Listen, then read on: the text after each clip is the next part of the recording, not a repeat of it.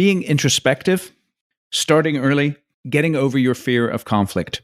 These are just 3 of the lessons that my guest Rick Chowdry has learned as he has built his company and put together a succession plan for passing the company on to the next generation.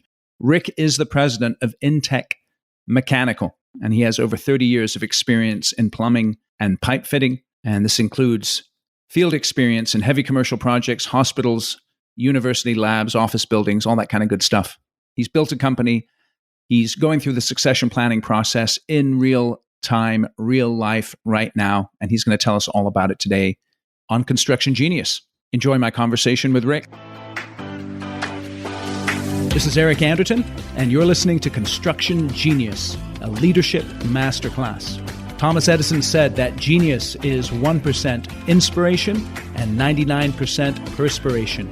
If you're a construction leader, you know all about the perspiration, and this show is all about the 1% inspiration that you can add to your hard work to help you to improve your leadership. Rick, welcome to Construction Genius. Thank you, Eric. I wanted to have you on the show because I know you're right in the middle of executing a succession plan and towards the end as opposed towards the beginning. And so I'd like to just have you introduce yourself and introduce your company to our audience as we're kicking off this discussion. Okay. Well, my name is Rick Chowdry. I'm the president and managing member of Intech Mechanical Company, LLC. And yeah, I'm glad to be here. I appreciate it, Eric. Thanks. That's awesome. Give us a little bit of history of Intech Mechanical. All right. Well, without going into too much painful detail, started in 1995, was really born. I was a project manager for another company, and it was kind of born by accident, actually, because prior to that, in 92, 3, 4, I was doing side work to try to just make ends meet. So I was doing plumbing, pipe fitting stuff out on the side to make the family budget work. I had little kids, so on and so forth. And as I did that, the size of the jobs got bigger and it became more than just water heater change outs. So I decided, well, I better get licensed so I don't get in trouble. And then they got a little bigger and I thought, oh no, now I need workers' comp, general liability. I need to have people help me. And essentially what happened was I got a side job that was big enough that the company that I was doing it for said, well, you can't do this after hours or Saturdays or whatever.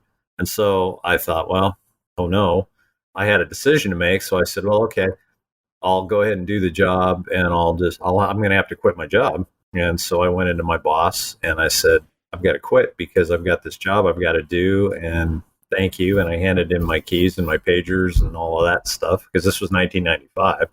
And I thought, well, how bad can this be? I mean, I might as well give it a whirl.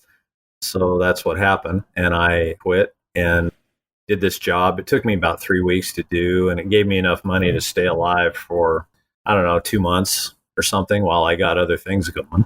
And Intech was born. That's how it started. And I just kept bidding work. And by December, that was May. So by December, I had maybe 6 employees and we were doing stuff and it's just grown from there. So now, fast forward, that's May of 95.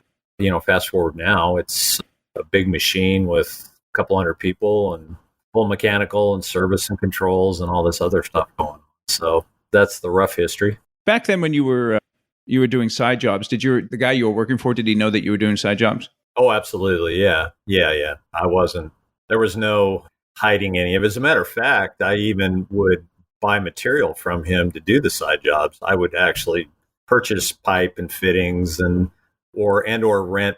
At times there were certain tools I didn't have. I would rent them from him. And yeah, for sure. There was no hiding it. That would have been unethical to do that. Did you always want to start your own business or did you just kind of slide into it because you saw that you could do it? No, I didn't always want to start my own business. I wanted to be a pastor. And the starting my own business was probably the furthest thing from my mind.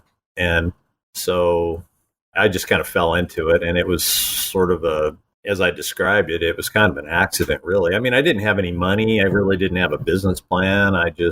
When I had that one job, I thought, well, okay. The way I looked at it was I thought, well, look, this will keep me alive for 2 months, the money I was going to make, right? And I thought, well, the worst thing that happens is I fail. I can always go back to work for somebody. I have some pretty decent capabilities. So if I fail, I'll call one of what would have been our competitors, and somebody will hire me because, I knew them. So I wasn't that worried about working. That's cool. So tell us a little bit about what do you think was the key to growing from, one guy doing side jobs, starting a business to a company now that's 200 employees. And, you guys have been in business obviously for many years now. What's been the key to your success? Honestly, I think the key for us, I've always had this priority of the ethics and how we treat people and doing what we say we're going to do. And I think that's been the key. Our number one value is treat everyone the way we want to be treated. And I know that can sound cliche. A lot of people say that, but it's not a cliche here. We live by it. We drive it. We hold people accountable to it. It's always been the most important thing to me. And I think that priority and then the other technical parts of the business, if you do those things, other things tend to take care of themselves. How about that? And like I said, it sounds cliche because a lot of people say it, but we really live it. I think that's key. So then, because that's something that, again, it's something we've all heard before. Can you give me a specific example of when you treated, in a business context, when you treated someone the way that you wanted to be treated and it actually cost you something, like it was painful to do it, but you knew it was the right thing to do and therefore you did it? Yeah, sure. Well, I can think of an example fairly recently, and there have been a number of them, but we did a job, and I don't know, it was probably 5 or 6 years ago. And it turned out that, you finish the job and then you have a 1-year warranty, right? And this particular project, it was out of warranty probably 3 years or something, so it had been a while. And there started being some problems with some copper. Oh, look, the light went out. There were some problems with the copper and some solder joints. And what had happened was this was a place where there was a transition to lead-free, this different kind of flux that we use when we solder. And there were some solder joint leaks that were starting to occur in the building when it was way out of warranty. And I could have taken all kinds of postures and said, well, it's the flux, it's the this, it's the, whatever. And I told the owner, I said, look, if it was my building, solder joints should last 1,000,000 years and they should last until the building falls down. And I said, we're going to fix it. And I said, we're going to fix every single. Bottom line, you just need to call us if you see something, and I'll have somebody out there and we will take care of it. And we have. And it cost us, I don't know, probably 50 grand or better. Maybe more, probably more than that. I'd have to look at the job cost because I categorized it separately. But in my view, if I purchase a building, I expect, because I own some property, I would expect somebody to stand behind it, and it not be an insurance claim and it not being a pain in the butt, but I would want my building to be okay. And that's how I looked at it. And so I took care of it, and we have, we've taken care of it, and it's a done deal now. And I know the owner deeply appreciates that. And that's just one example, many, but that's a good example. Yeah. The reason I asked you that is because every company, we put our values together. But it's when those values actually are painful, or they cost us money, or they cost us something beyond just the regular way that we live or act, that it really demonstrates that they're actually real values to us and not just talk that we put on our website or something like that. Yeah, I've always said that everybody has integrity until you have to write a check to. There you go.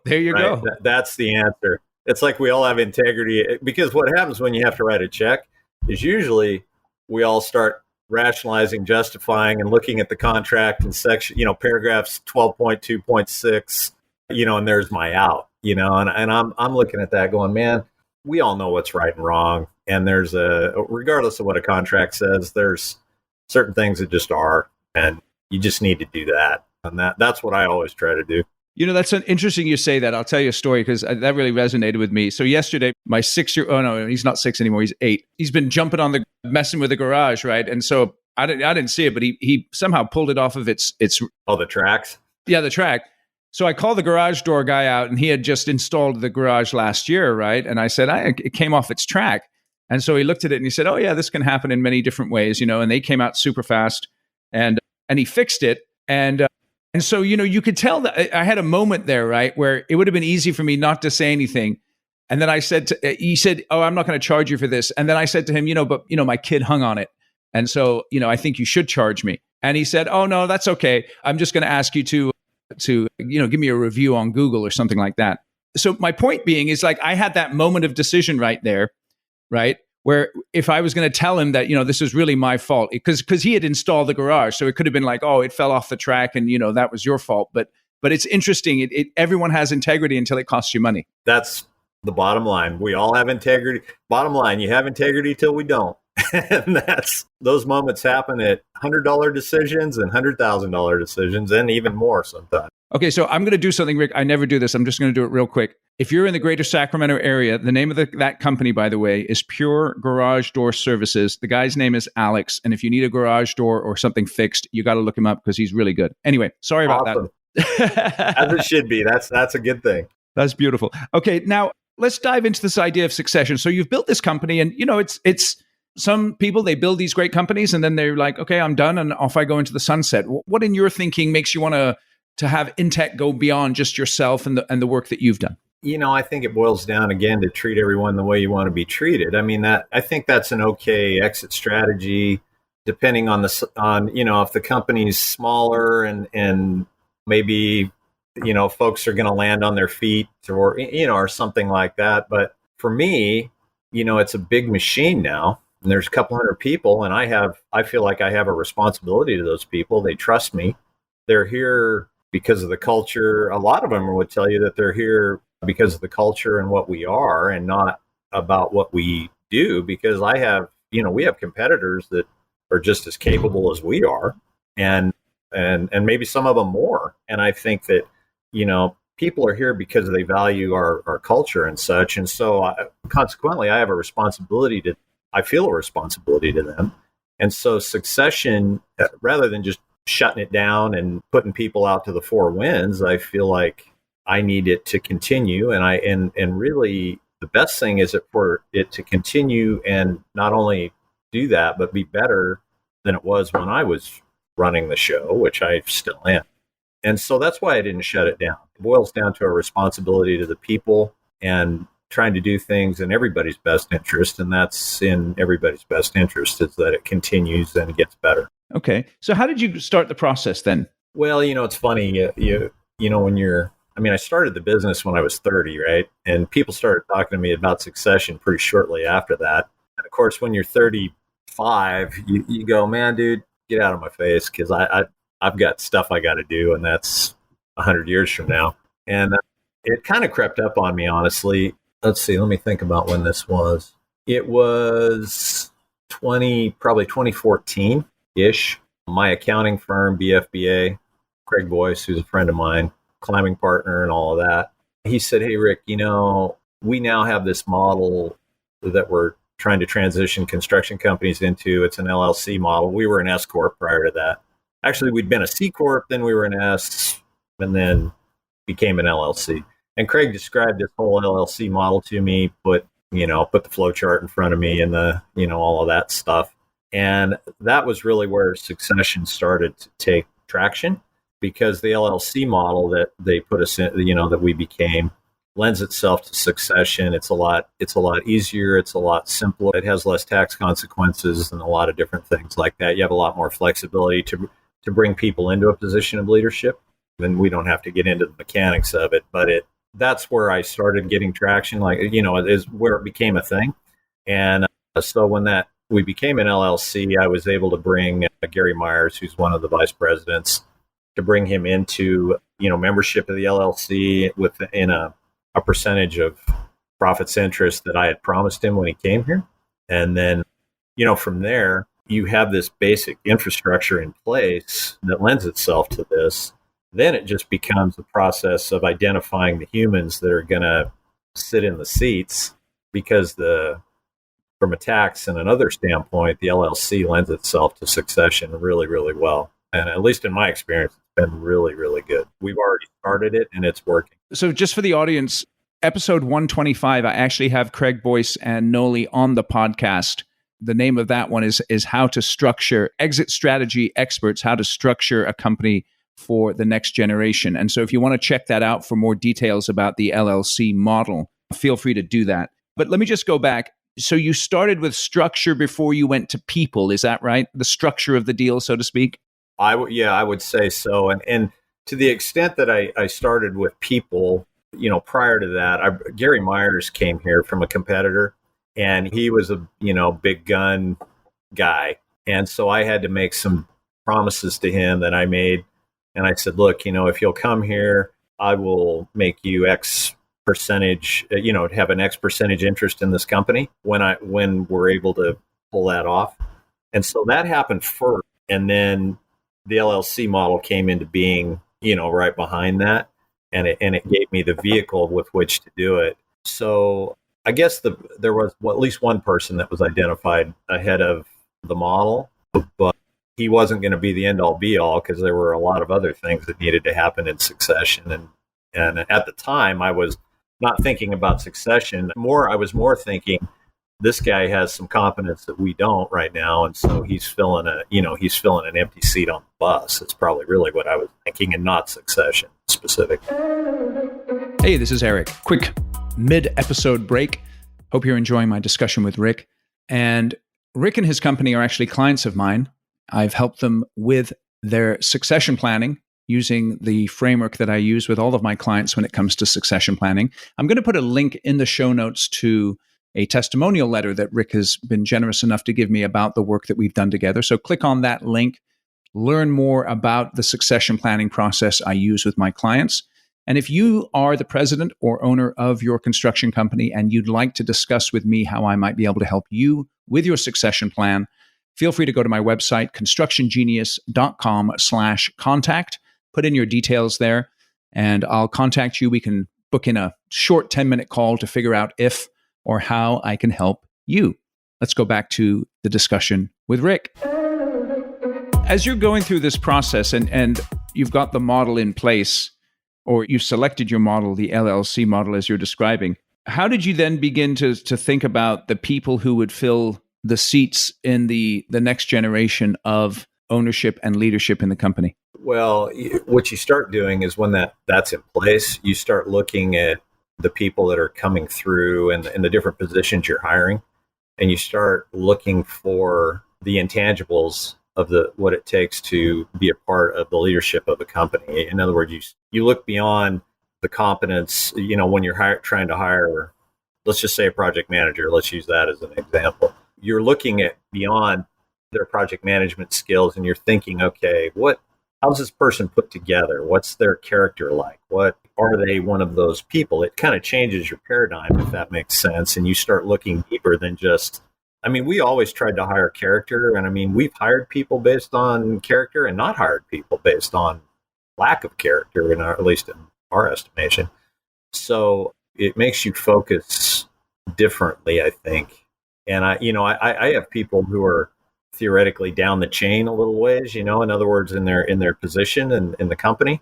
But I look at them and I go, that person has the magic, right? They have the leadership, they have the people skills, that they have some of those things, and you're always aware and on the lookout for it. So let's talk more about that then. In your mind, give us a little more specificity on some of those intangibles that you described, or that magic. Oh, okay. Well, the magic in my mind is really, first of all, the number one thing, if you're going to be in leadership in this company, is you're going to maintain the culture and the personality that's here. And you need to be a part of, and you need to buy into that. So you yourself need to buy into the treat everyone the way you want to be treated culture. And then I think the other thing that I really look at is how they value people, how they really value people, not what they say, but what they actually do. And I would differentiate that between valuing people and saying you value people, but really your interactions with folks are transactional. That's a good term that I use. Some people are transactional. In other words, people are a commodity. Do a transaction, it's like dude, give me this, bam. And of course, that's part of day-to-day life, but there's a difference in getting work done and truly valuing people. I really look for that because I value them, and I want whoever's leading this machine when I'm gone, I want them to value people. But I also want them to value excellent work. I mean, it's not that we're just a doughy, fun, this is not an amusement park over here. We also, with that value, expect you to value us and to conduct yourself accordingly and to be the best of the best, right? So that it's both things. So how do you balance that, though? Because I think a lot of companies struggle with this because they do want to value people, but then this is a business after all. And so, if they're not performing up to a certain level, then, I can't keep giving you money. you know what I mean? Right. So how do you strike that balance? Well, I think we use the same values. What I try to do is use the same values that I have and just apply them in reverse, meaning I'm going to treat you the way I want to be treated. I expect you to do the same. And part of that is work like it's your money and bust your butt to do what's right and do what's best and treat it like it's yours. Treat me the way you would want to be treated. If I worked for you, you would expect me to do everything in my power to do my job to the best of my ability, to guard the company's assets, to make sure profitability is what it should be, that the work product is what it should be, and all those things, right? So I guess I just apply the treat everyone the way you want to be treated in reverse. And if you don't do it, then frankly, I don't have a lot of pay. It's like, you can go work for somebody else, man. We'll move on. I mean, we're not, I don't want to represent it like it's amusement park of, Rick's Good Time Fun Place. I mean, it is that, but you have to perform to be a part of that. If you're not performing, then we used to, way back in the day, we used to tolerate things a lot longer, and we were a little more, we weren't as fast at taking care of problems with personnel as we are now. We're a lot quicker at it. Let me ask you about that, Rick, because I think that's one of the issues that a lot of construction company owners have is that they're not fast enough in dealing with their people problems. What incident or what insight did you get that has helped you to speed up over the years so that you're not tolerating that poor performance for an extended period of time? Let's see. Well, okay. So really in my nature, and when I was younger especially, I was people pleasing and conflict avoidant. And after being punched in the mouth financially a bunch of times, I'm just not. And I think what makes people slow is either laziness or conflict avoidance. And conflict avoidance is a real problem for, humans. If you're a decent person, you don't want to have conflict. None of us do. But healthy conflict creates character, and it elevates your game and other people's game. And so I think that getting past the idea of conflict avoidance and just going, look, man, we just need to hit this head on. Let's not, because what you end up, here's what you do. You have a person who's performing in a certain substandard way, and you end up, and I've done this 100 times, you rationalize, you make excuses, you do anything you can to keep from dealing with the problem. And because they're doing 75% of their job well, and this 25% is a train wreck, you try to make a value judgment. It's like, well, okay, what if I get rid of this person? Then the next person's 50% a train wreck. And you do all of this mind stuff. And at the end of the day, I've gotten to where I think I make those value judgments a lot faster. I make other people make them faster. I have a reputation here of saying things pretty direct. I mean, not to my people in leadership. I talk very, in a very kind of blunt, in a respectful way, but in a very, I don't sugarcoat what our problems are, and I expect them to do the same. So I think we're a lot better at it. I don't let me represent it like we're perfect. We still screw it up. Don't do it fast enough, or what? We aren't perfect, but we're a lot better than we. Yeah. I think that's really important is that idea of progress and specifically that idea of getting over the conflict avoidance, because that is something and that rationalization that you described, that's something that I think that a lot of construction company owners wrestle with. So I appreciate you diving into that, Rick. Yeah, for sure. So what has been your biggest challenge as you've got the structure in place, you've got at least one person identified who you'd like to have in that next generation of leaders? What has been your biggest challenge with the succession process over the last few years? Well, there goes the light again. The biggest challenge has really been just identifying the people. I mean, at the end of the day, I have this joke about construction being third grade math, third grade English, and a PhD in psychology. And I think that it's just really finding the right people. You end up with competence and not the right character or the right leadership skills or the reverse. And it's finding that unicorn that, or those few unicorns that have the whole, have the whole package and really value the culture. That's really the kicker that's hard to find. So it's the singular challenge is identifying the people, because I think, when you do succession, if you hand the keys to somebody and you walk away and think you're going to go drink an umbrella drink in the Bahamas, you're going to come back to a train wreck if they don't, if the business doesn't continue and maintain its profitability and be successful. You're going to either not get paid or you're going to have a train wreck and you're going to have to come back and fix it. And so it's so important. I can't overstate how important people and what happens on a go forward basis. So let me ask you this, as you've obviously a catalyst for your business.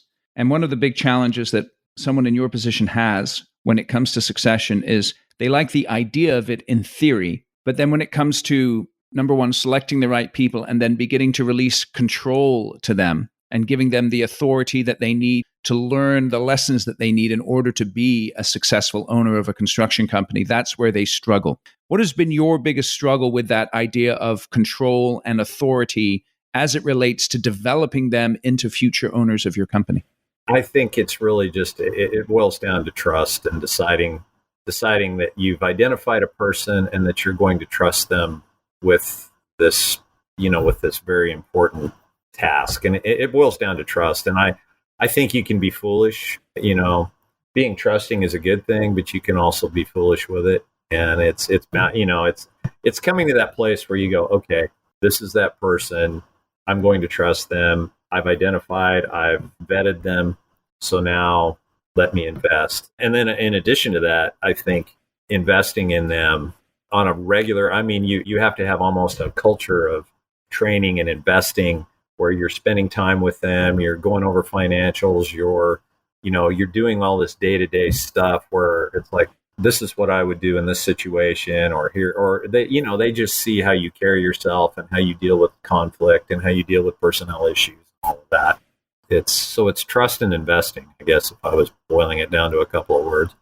That's good. So let's talk a little bit more about trust. What do you think are some of the keys for establishing trust in a relationship as it relates to your business? Well, the key is getting past the, what would I call it, the honeymoon phase of someone working here.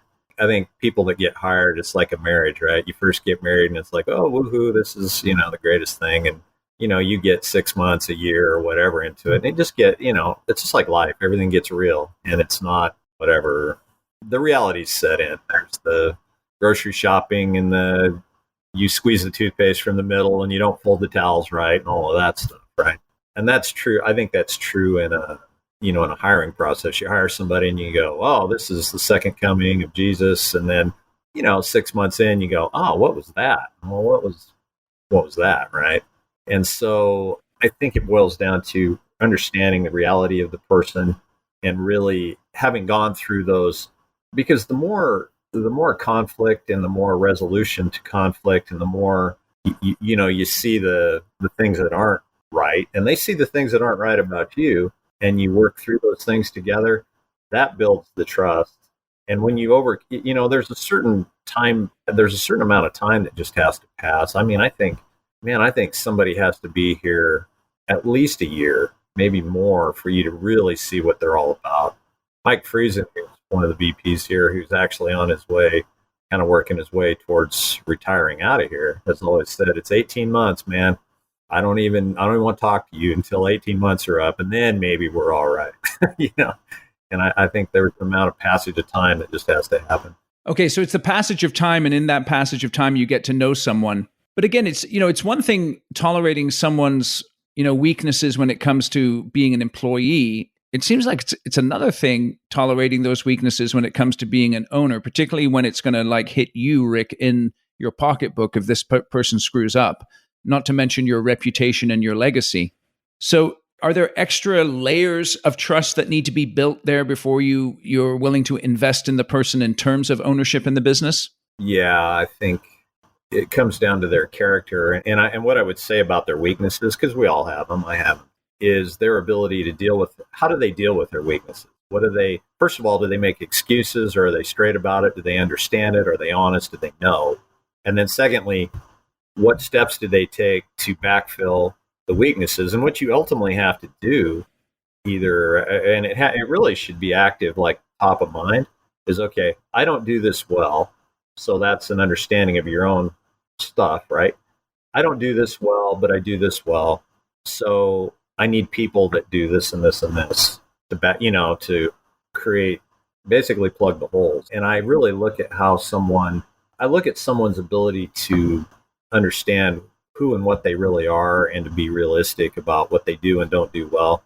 And the humility to say, hey, I need help in this situation. That, for me, that's what really does it, is that's where I really trust somebody. When they go, hey man, I don't know what to do here. That's where I start really trusting, because I know they're honest.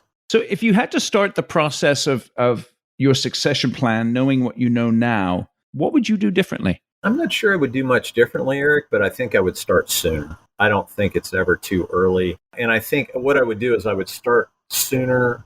I would have started almost at the beginning if I'd have really understood it, understanding I was 30 years old. So, but I would started it much sooner, and I would have built a sort of in the fabric of the company, would have had that succession idea, and the idea of everybody coming in having the opportunity to elevate depending on what their propensities are. I would have done that very early, because I think when that's in the fabric and in the culture of the machine, I think it draws better and more qualified people. So that would be the thing I would have done differently, is put it in the fabric, start early. Interesting. Okay. So with that in mind, then, how much longer do you think you have in the business before you're able then to exit, all things being equal? I'm hoping 3 years. That's not a hard number, but 3 years is what I'm hoping to be able to start pulling myself out and taking more of a kind of a consulting / oversight role type of thing, and do other things as well. So between then and now, it's because 3 years, that's a relatively short time in business. What are you going to be focused on to make sure that is a reality, that actually happens? Well, what I'm focused on is what the structure is now, what the structure would look like if I wasn't here. You have to, like, physically on paper, put those two things next to each other, and then look at all the empty boxes over here in the structure that, if I'm gone, what empty boxes does that create? And then starting to identify the people that would fill those boxes, either from within or without. You essentially have to build the structure the way it needs to look for you to be gone, and do it very, very carefully. Boy, you can sure get hurt if you get the wrong people in the wrong seats in the bus. So what are the key seats from the top of the organization? What are those key seats that you're looking to fill? The key seats would really mostly in project management. That's like a senior. We need senior project management type people, and really good project managers and field superintendents, because that's really where the money gets made. That's where, because our biggest risk is labor, and the control of the labor, it falls fundamentally on project management and the field superintendents. So those are kind of where the seats are, that backfilling, so that the people that are doing it now, who are going to elevate into a position of overall company leadership, because they occupy those seats now. So, essentially they move up here, and then you got a vacuum, and so you got to fill it down here, if that makes sense. And yeah, so at the executive level, then what are those, because I'm thinking, in construction, we've got to get the work, we've got to build the work, and then we've got to get paid. Are you thinking of ownership in all of those areas, or do you have people who are going to take on more than one of those areas? What's your perspective on that? Oh, I think that, from the leadership and the profits interest going forward, in the LLC, I would like to have each of those, the get the work, do the work, count the work people. I'd like to have someone from each of those boxes be a part of the ownership of the company. I think that's ideal, because it covers all the three pieces. And provides a lot of motivation, provides perspective. There's a lot of advantages to it. I think if you don't do it that way, you probably are going to leave some holes. I would imagine that also brings in different types of personalities that can kind of enrich the leadership group of the second generation. Yeah, 100%. I mean, accountants are different than project managers, and estimators are different from them. So, and they fundamentally are. They just are different. And it takes the whole group to make wise decisions, and to maintain direction, because inevitably, if you have 3 or 4 people who are leading, somebody's going to see things you're not going to see. I mean, it's just the way it is. I mean, I have blind spots, and I can't tell you how many times my leadership group has gone, "Hey, this," and I go, "What?" I thought that was okay. So yeah, I think it's really important. That's excellent. So just as we're wrapping up here, Rick, if you were sitting across the table from another construction company owner and they were asking you, Rick, give me 3 pieces of advice for succession planning, what would those 3 pieces of advice be? Wow, that's a good question. I think the first piece would be introspective, measure yourself, and understand what you are and what you are not. Because I don't think you can do succession planning without knowing where you're starting from, and especially about yourself. A lot of people don't really think about what their strengths and weaknesses are and understand how to backfill those things. I think that starting early and building it into the fabric is another thing. And get over your fear of conflict and be ready to do healthy, respectful conflict resolution. Excellent. Thank you. So, Rick, I know you're a published author, and so I'd like you to tell the audience a little bit about your book, because it comes from someone who actually owns a construction company. So tell us about that. Yeah. Well, I guess you told me ahead of time that I could swear. So the book's on Amazon. It dropped a couple months ago. It's called "I Shit My Pants Again, and So Did You." And then the subtitle is "A Plumber's Guide to World-Saving Humility." And the essence of the book is this. Well, you can kind of tell by the title, but it is kind of a funny satirical look at the commonality of human beings and all the things that we share, all the struggles that we have. And then the essence of that is, should you really be prideful? Or maybe you shouldn't, and maybe I shouldn't, because we all, as the title says, I shit my pants again, and so did you. I mean, we're all like all being bozos on the same bus. So it's short. It's an easy read. It's like 50 pages, and it was fun to write. And I don't apologize for anything that's in it, even now. Some people will probably be offended by some of it, and I don't apologize. I mean, I stand by everything I said. That's awesome. So we're going to have a link in the show notes to that book. And so feel free to check that out. And just as we're leaving here, Rick, just give us a little bit more about your company, where you're located, all that kind of stuff, if people want to get in touch with you. Yeah, sure. We're in Roseville, California, and our website, intech-mech.com. And we're one of the larger mechanical contractors in town. We do HVAC, plumbing, piping, process piping. We have a pretty good sized service department, and we do our own in-house controls, and glad to talk to anybody that wants to talk to us about opportunities, for sure. Excellent. So we'll put links in the show notes there. And Rick, I really appreciate you coming in and chatting with us here today. Yeah, thanks, Eric. I really enjoyed it. Good to see you. Awesome. Thank you for listening to my interview today with Rick Chowdry. Feel free to go to Amazon. And when you're at Amazon, pick up his book, I Shit My Pants Again, and So Did You. That's a beautiful title. I'm a little jealous of his title. It's so punchy. Mine is Construction Genius, effective, hands-on, practical, simple, no BS leadership strategy, sales and marketing advice for construction companies. So while you're on Amazon getting Rick's book, you can pick up a copy of mine. And what people are doing is really interesting with the Construction Genius book is they're buying copies for themselves and their whole leadership team. And then what they're doing is they're reading a chapter or a couple of chapters at a time, meeting on a monthly basis, and then discussing the chapters. How are we going to use and apply the learning in our organization to make us better leaders? That's how you get the most out of investing in any book, and particularly this book, Construction Genius. So check out that book, check out Rick's book. Thank you for listening to Construction Genius today, and I'll catch you on the next episode.